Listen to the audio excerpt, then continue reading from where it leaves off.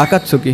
নারুটোর ভিতরে নিঃসন্দেহে সব থেকে ব্যাডাস গ্রুপ হইতেছে আকাতসুকি, কিন্তু স্যাডলি একটা পয়েন্টে এসে তারা সকলেই মারা যায়। কিন্তু তোমরা কি এটা জানো যে কে কত বছর বয়সে মারা গিয়েছিল? ডোন্ট ওয়ারি, আমি বলতেছি। তো নাম্বার 10 হইতেছে হোয়াইট অ্যান্ড ব্ল্যাক জেটসু, আর ও মারা গিয়েছে হইতেছে 1000 বছর বয়সে। নাম্বার 9 কাকুজু, আর কাকুজু মারা গিয়েছিল 91 বছর বয়সে। নাম্বার 8 সাসরি, আর শাশুড়ি কিন্তু দেখতে একদম 16 বছর বয়সের বাচ্চার মতো, কিন্তু ও মারা গিয়েছে 35 বছর বয়সে। নাম্বার 7 কোনান, আর কোনানও মারা গিয়েছিল 35 বছর বয়সে। নাম্বার 6 নাগাটো, আর নাগাটো অনেক কষ্টের পর ফাইনালি 35 বছর বয়সে মারা গিয়েছিল। নাম্বার 5 কিসামে, আর কিসামে মৃত্যুবরণ করেছিল 33 বছর বয়সে। Number 4 our broken hero Obito চিহা, আর ওবিতো ফাইনালি অনেক পেন সহ্য করার পর 31 বছর বয়সে মারা যায়। নাম্বার 3 হিডান, আর হিডানের মৃত্যু এখনো কনফার্ম না, কিন্তু 22 বছর বয়সে শিকামারুর হাতে হিডান অনেক ভালোভাবে মারা খায়। নাম্বার 2 ইতাচি উচিহা, দি লেজেন্ড, মারা গিয়েছিল মাত্র 21 বছর বয়সে। নাম্বার 1 দেইদরা, আর দেইদরা সব থেকে ইয়াংগেস্ট আকাতসুকি মেম্বার ছিল, যে কিনা 19 বছর বয়সে মারা গিয়েছিল।